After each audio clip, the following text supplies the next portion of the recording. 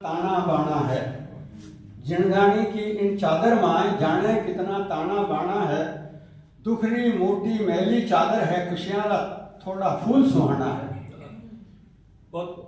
दुखरी मोटी चादर है खुशियारा थोड़ा फूल सुहाना है। काई सोचूं आगे अब काई होसी पलरो कठे ठिकानो है और काल को कठे ठिकानो है। बैठो जो ऊपर बाजीगर है बैठो जो ऊपर बाजीगर है जाने वो कई मन में ठाने है।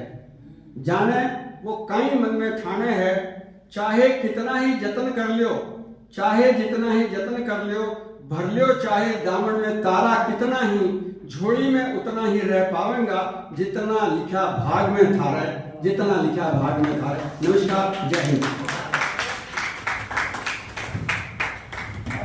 बहुत बढ़िया अपनी राजस्थानी कविता। और ये कविता में सबसे बड़ी बात है कि कबीर जी रो वो पद याद आई गयो, जो चादर सुर नुरमनी ओढ़ी ओढ़ के मैली कीनी चदरिया दास कबीर जतनते ओढ़ी जो कीर्ति उधर दीनी चदरिया। जो ताना बाना बुना है आपने जीवन का अपनी कविता के माध्यम से बहुत सुंदर तरीके से।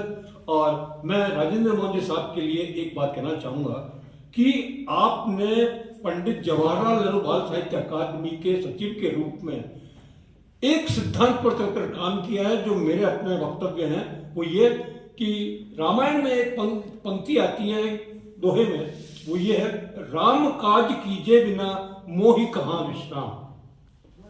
तो निश्चित रूप से राजेंद्र मोहन जी ने अपने आप को पूर्ण रूप से समर्पित करके और बाल साहित्य अकादमी को जो समृद्ध बनाया वो अपने आप में सबसे बड़ी बात है। और दूसरी सबसे बड़ी बात है सम्मान।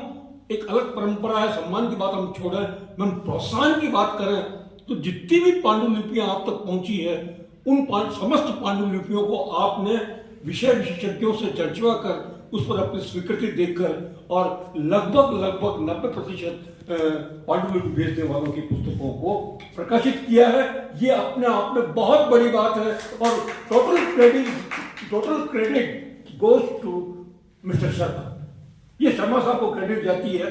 और इससे बड़ी बात क्या हो सकती है कि आप पांडुलिपि भेजिए, आपको न पैसे दूंगा मैं, न आपको चेक भेजा जाएगा, आप पांडुलिपि भेजिए, मैं आपको आपकी पुस्तकें प्रकाशित कर दूंगा, आपको जयपुर बुलाऊंगा अकादमी में, वहां सम्मानित करूंगा और आपको कोई व्यय नहीं करना है। और उल्टी जब आपकी किताबें जब बिकेगी मार्केट में तब मैं आपको 10% रॉयल्टी भी दूंगा। अब इतनी बात करने वाला व्यक्तित्व हमारे बीच में है, इनके लिए एक बार जोरदार ताली। और आदरणीय सरोज जी के लिए भी, क्योंकि उनके बिना तो इनका काम चल नहीं सकता। व्यंग्य लिखने के लिए सबसे सॉफ्ट टारगेट कौन होता है? बिल्कुल बिल्कुल। अब